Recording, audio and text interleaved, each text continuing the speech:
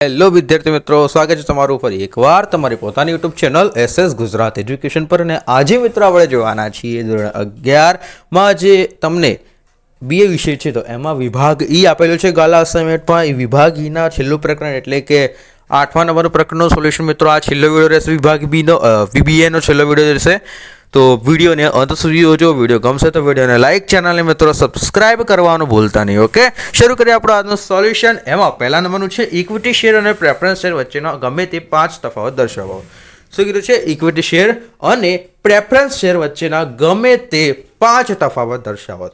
એમાં જોઈશું equity share અને પ્રેફરન્સ શેર તો કે ફરજિયાત અને આ પ્રકારના ફરજિયાત કોણ છે ભાઈ? ઇક્વિટી શેર કે પ્રેફરન્સ શેર? તો કે આ પ્રકારના શેર બહાર પાડવા દરેક કંપની માટે ફરજિયાત છે. ભાઈ ઇક્વિટી શેર તો હોવા જ જોઈએ દરેક કંપનીના, બહાર પાડવું એ શું ફરજિયાત છે. પ્રેફરન્સ શેર આ પ્રકારના શેર બહાર પાડવા દરેક કંપની માટે ફરજિયાત નથી. ઓકે. ડિવિડન્ડનો દર તો કે ડિવિડન્ડનો દર ચોક્કસ હોય છે અને તેના નફા પર આધાર રાખે છે ઇક્વિટી શેરમાં. અને ડિવિડન્ડનો દર અગાઉથી જ નક્કી કરેલ હોય છે અને તે નક્કી કરેલ દરને ડિવિડન્ડ આપવામાં આવે છે. ઓકે. ત્રીજું છે અધિકાર. અધિકાર તો એ કંપનીની સભામાં હાજર રહેવાનો, મત આપવાનો અને સંચાલકોને છૂટવાનો અધિકાર હોય છે. કંપનીના સભામાં હાજર રહેવાનો, મત આપવાનો અને સંચાલકોને છૂટવાનો શું હોય છે? અધિકાર હોય છે. શેર હોલ્ડરોને તેમના હિતને સ્પર્શતી બાબત સિવાયની બાબતોને મત આપવાનો અધિકાર હોતો નથી. આ પ્રકારનો જોખમ તો કે જોખમ, આ પ્રકારનો શેરમાં જોખમનું પ્રમાણ વધુ હોય છે. ઇક્વિટી શેરમાં વધુ હોય છે જોખમનું પ્રમાણ, અને જે તમારો પ્રેફરન્સ શેર હોય છે તો આ પ્રકારના શેરમાં જોખમનું પ્રમાણ મિત્રો ઓછું હોય છે. ઓકે. 5મા નંબરનું છે ઇક્વિટી શેર તો કે વધુ આવક મેળવવા માંગતા સાહસ રોકાણો અને શું કીધું છે? સટ્ટો કરવા ઈચ્છતા રોકાણકારો આ શેરમાં રોકાણ કરવા વધુ પ્રેરાય છે. અને બીજું છે પ્રેફરન્સ એટલે કે ચોક્કસ નિયમિત આવક મેળવવા માંગતા અને મૂડી સલામતી ઈચ્છતા રોકાણકારો આ શેરમાં રોકાણ કરવા એ વધુ પ્રેરણાય છે. ઓકે. માલિકીના ભંડોળ તો માલિકી અને ઉછીના ભંડોળ વચ્ચે ગમે તે 5 તફાવત દર્શાવો. એ જોતા પહેલાં મિત્રો તમે જો આખા ગાલા અસાઇનમેન્ટના સોલ્યુશનની પીડીએફ મેળવવા માંગતા હોય તો નીચે ડિસ્ક્રિપ્શનમાં તમને જે મોબાઈલ નંબર આપેલો છે અથવા તો તમને સ્ક્રીન પર દેખાયેલ નંબર મોબાઈલ નંબર પર કોલ કરીને આખા ગાલા અસાઇનમેન્ટના સોલ્યુશનની મિત્રો પીડીએફ મેળવી લેજો. ઓકે, જરૂરથી કોલ કરીને મેળવી લો. અને મિત્રો જો તમે 12મા ધોરણમાં ટોપ કરવા માંગતા તો ચેનલને સબસ્ક્રાઇબ કરી દેજો. ઓકે. તફાવતના મુદ્દા, માલિકીના ભંડોળ અને ઉછીના ભંડોળ. તો કે તફાવતના મુદ્દામાં અર્થ લખવાનો ધંધાના માલિકો કે શેર હોલ્ડરો દ્વારા રોકેલી મૂડીને માલિકી મૂડી કહેવામાં આવે છે. અને ઉછીના ભંડોળ તો કે ધંધાના માલિકો સિવાય નાણાંના અન્ય પ્રાપ્તિ સ્થાનો પાસેથી ઉછીના નાણાં ધંધાના રોકવામાં આવે તેને ઉછીના ભંડોળ કહેવામાં આવે છે. કે પ્રાપ્તિ સ્થાનો તો કે ઇક્વિટી શેર, નફાનું પુનરોકાણ, સારા ભંડોળ તથા અનામતો દ્વારા મેળવવામાં આવે છે. અને ડિબેન્ચર, બેંક લોન, નાણાકીય સંસ્થાઓ, જાહેર થાપણો દ્વારા મેળવવામાં આવે છે ઉછીના ભંડોળ. વળતર તો કે માલિકીના ભંડોળ પર વળતર તરીકે ડિવિડન્ડ મળે છે અને ઉછીના ભંડોળમાં વળતર તરીકે નક્કી કરેલ દરે વ્યાજ મળે છે. વળતરનો દર તો કે માલિકીના ભંડોળ પર વળતરનો દર અને વળતરનું મળવાનું અનિશ્ચિત હોય છે. અને ઉછીના ભંડોળ પર વળતર દર અને વળતર મળવાનું નિશ્ચિત હોય છે. મૂડી પરત તો કે માલિકીના ભંડોળમાં રોકાયેલી મૂડી સૌથી છેલ્લે પરત થાય છે. અને ઉછીના ભંડોળમાં રોકાયેલી નાણાં માલિક ભંડોળ પહેલા પરત થાય છે. ઓકે. ત્યાર છઠ્ઠું જોખમ તો કે માલિકીના ભંડોળના વિસર્જન સિવાય પરત કરવામાં આવતા નથી તેને જોખમનું પ્રમાણ વધારે હોય છે. જોખમ તો કે માલિકીના ભંડોળ વિસર્જન સિવાય પરત કરવામાં આવતા નથી તેથી જોખમનું પ્રમાણ વધારે હોય છે. ઉછીના ભંડોળની મૂડી ગમે તે પરત કરી શકાય છે અને તેમજ તેની સામે યોગ્ય જામીનગીરી હોય છે તેથી તે જોખમનું પ્રમાણ શું હોય છે મિત્રો? ઓછું હોય છે. ત્રીજા નંબરનું જોઈશું તો કે જાહેર થાપણો કોને કહેવાય? તેના 4 ફાયદા અને 4 મર્યાદાઓ જણાવો. જોઈશું તો કંપની તેના ટૂંકા ગાળાની કાર્યશીલ મૂડીની જરૂરિયાત સંતોષવા માટે જાહેર જનતા પાસેથી થાપણો સ્વીકાર કરે છે અને તેને જાહેર થાપણો કહેવામાં આવે છે. જાહેર થાપણો કંપનીના માટે ઉછીની મૂડી કે દેવું છે અને જાહેર થાપણોમાં નાણાં રોકનારો એ કંપનીના લેણદારો છે. ઓકે.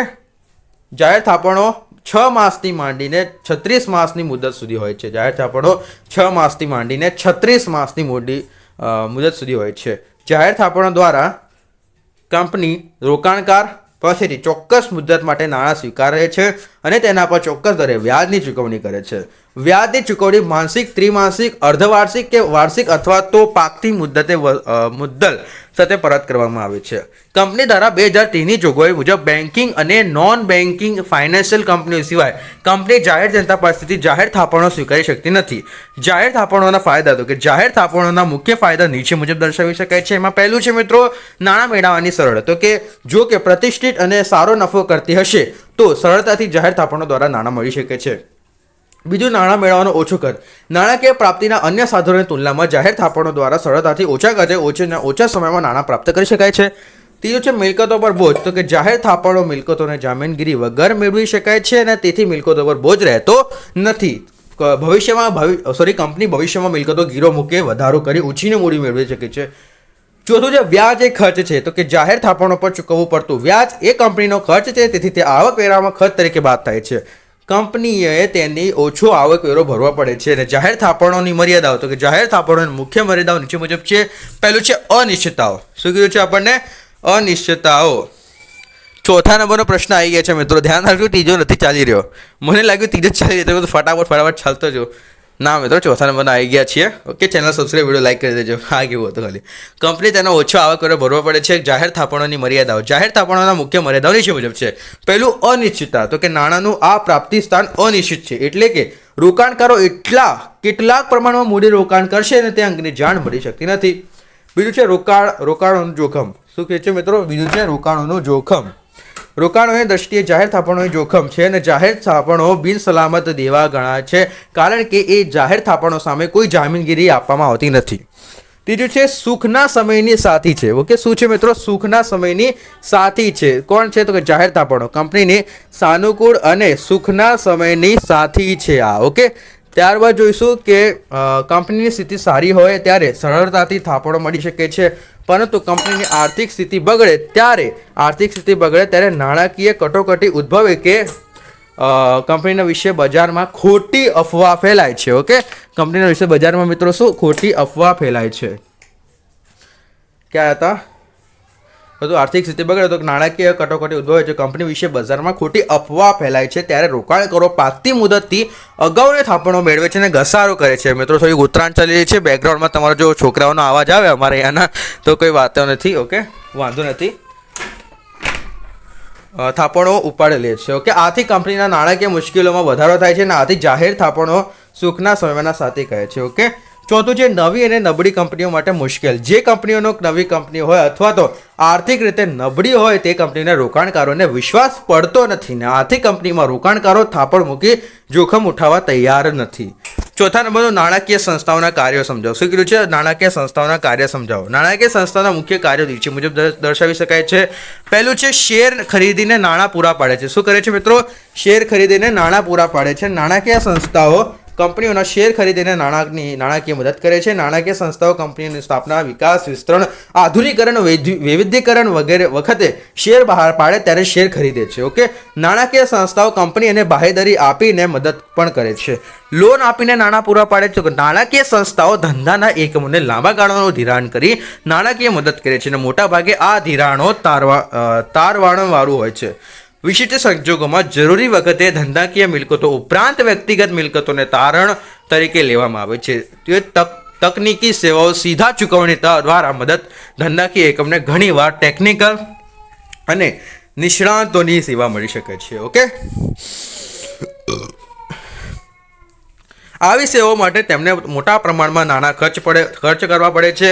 નાણાંની સંસ્થાઓ આ પ્રકારની સેવાઓ ઉપલબ્ધ કરાવે છે અને તે અંગેની સીધી અને નાણાં ચૂકવણી તે ટેકનિકલ કંપનીને કરે છે. ઓકે, બાહેધરી પૂરી પાડવી. તો કે નાણાકીય સંસ્થાઓ પોતાના સલામતી જાળવણી અને ધંધાની એકમોના જામીન બને છે અને આ રીતે તેઓ નાણાં આપનાર અન્ય સંસ્થાઓને સલામતી ખાતરી આપે છે અને આમ કંપનીઓ પરોક્ષ રીતે નાણાં મેળવ્યા મદદ નીવડે છે. ઓકે, પાંચમું છે અન્ય સેવાઓ. તો કે નાણાકીય સંસ્થાઓ અન્ય સેવાઓ પણ પૂરી પાડે છે, જેમ કે કંપની સ્થાપવાની મદદ કરવા, બજારમાં સંશોધન તથા વિદેશી બજારોને માહિતી પૂરી પાડવી વગેરે એ સેવાઓ પૂરી પાડે છે. પાંચમા નંબરનો પ્રશ્ન મિત્રો જોતા પહેલા તમે જો આખા ગાલા અસાઇનમેન્ટના સોલ્યુશનની જેની PDF મેળવવા માંગતા હોય તો નીચે તમને ડિસ્ક્રિપ્શનમાં મોબાઈલ નંબર આપેલો છે, તે મોબાઈલ નંબર પર મિત્રો કોલ કરો, અથવા તો તમને સ્ક્રીન પર મોબાઈલ નંબર આપેલો છે તે મોબાઈલ નંબર પર મિત્રો કોલ કરો. આખા ગાલા અસાઇનમેન્ટનું સોલ્યુશન મિત્રો તમને માત્ર ને માત્ર 100 રૂપિયામાં મળી જવાનું રહેશે, તો જરૂરથી કોલ કરીને મેળવી લેજો. ઓકે, જોઈએ નફાનું પુનરોકાણ એટલે શું, તેની મર્યાદાઓ જણાવો. ઓકે, તો નફાનું પુનરોકાણનો અર્થ કંપની પોતાની સમૃદ્ધિના સમયે વધુ નફો કમાય છે ને ત્યારે બધો નફો ડિવિડન્ડ સ્વરૂપે વહેંચી દેવાને બદલે અમુક ભાગ અનામત અને ભંડોળ સ્વરૂપે ધંધામાં અલગ રીતે રાખી મૂકે છે.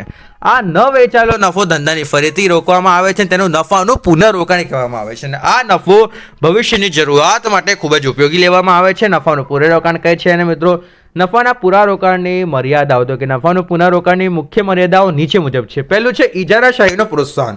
નફાના પુનરોકાણ દ્વારા પુનરોકાણ દ્વારા એકમની મદદથી સદ્ધરતા અને સત્તા વધે છે, તેથી ઇજારાશાહીને પ્રોત્સાહન મળે છે. સટ્ટાખોરી ઉત્તેજન. ઘણીવાર વ્યવસ્થાપકો કે સંચાલકો ઓછું ડિવિડન્ડ ચૂકવી વધારાનો નફો અનામત ખાતે લઈ જાય છે.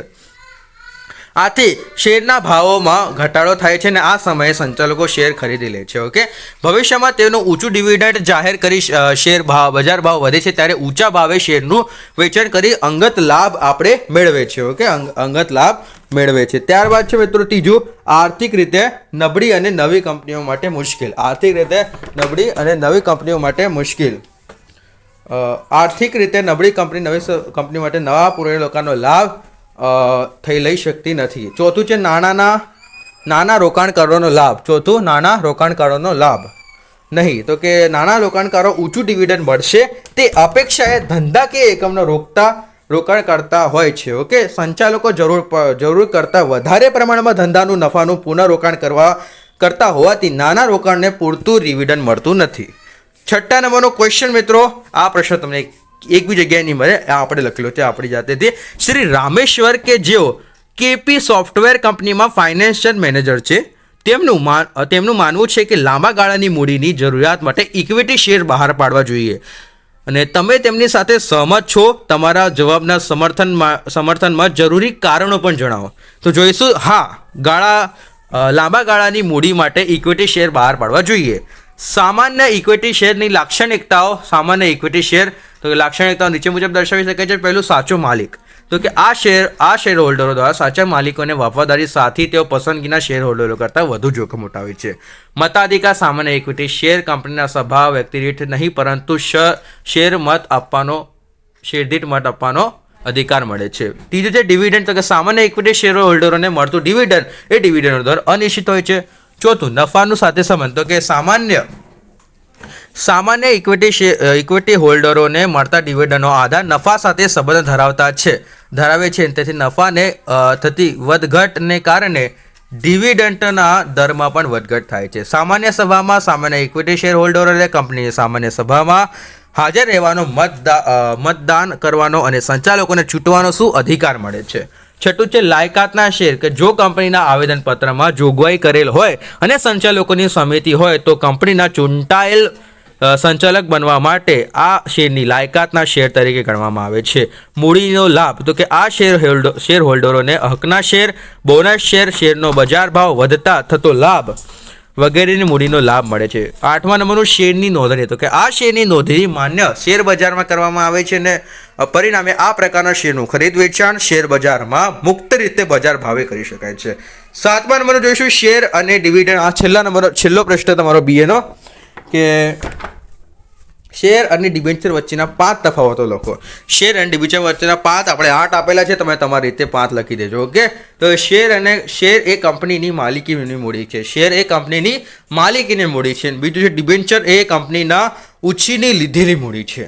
બીજું, શેર બહાર પાડવાનું કંપની માટેનું ફરજિયાત છે અને કંપની ડિબેન્ચર બહાર ન પાડે તો ચાલે જ ભાઈ. ઓકે, શેર માલિકીને કંપનીના નફાના ભાગે ડિવિડન્ડ મળે છે અને ડિબેન્ચરના માલિકીના વ્યાજ મળે છે. Okay, dividend. ઓકે, ત્યારબાદ સામાન્ય રીતે કંપનીનો નફો થયો હોય તો શેર હોલ્ડરોને ડિવિડન્ડ મળે છે, અને કંપનીને નફો થયો ન હોય તો પણ ડિવિડન્ડ હોલ્ડરોને વ્યાજ તો મળે જ છે ભાઈ. ઓકે, શેર હોલ્ડરો કંપનીના માલિકો છે, ડિબેન્ચર હોલ્ડરો કંપનીના લેણદારો છે. હા, સામાન્ય રીતે કંપનીનું વિસર્જન થાય ત્યારે શેર મૂડી પરત કરવામાં આવે છે અને ડિબેન્ચર રકમ અમુક ઠરાવેલી મુદત બાદ પરત કરી શકાય છે. શેર હોલ્ડરો કંપનીની સામાન્ય સભામાં હાજરી આપી શકે છે અને ડિબેન્ચર હોલ્ડરો કંપનીની સામાન્ય સભામાં હાજરી આપી શકતો નથી. 8મું, નવી કંપનીની શેર જ બહાર પાડી શકે છે અને નવી કંપની ડિબેન્ચર બહાર પાડી શકતી નથી મિત્રો. ઓકે, આથી આપણો આ BA સોલ્યુશન કમ્પ્લીટ થાય છે. વિડીયો ગમ્યો તો વિડીયો લાઇક, ચેનલને મિત્રો સબસ્ક્રાઇબ કરવાનું ભૂલતા નહીં. અને જો મિત્રો તમે આખા ગાલા અસાઇનમેન્ટના સોલ્યુશનની આ PDF મેળવવા માંગતા હોય તો તમને નીચે ડિસ્ક્રિપ્શનમાં મોબાઈલ નંબર આપેલો છે, તમને સ્ક્રીન પર મોબાઈલ નંબર આપેલો છે, તેના પર કોલ કરો. આખા ગાલા અસાઇનમેન્ટના સોલ્યુશનની PDF માત્ર 100 રૂપિયા છે, તો તમે કોલ કરીને મેળવી શકો છો. ઓકે, તો જરૂરથી કોલ કરીને મેળવી લેજો. મળીએ નેક્સ્ટ બીજા વિષયના વિડીયોમાં. અને લાઈવ તો કરશું જ આપણે, તો લાઈવમાં પણ જોડાતા રહેજો.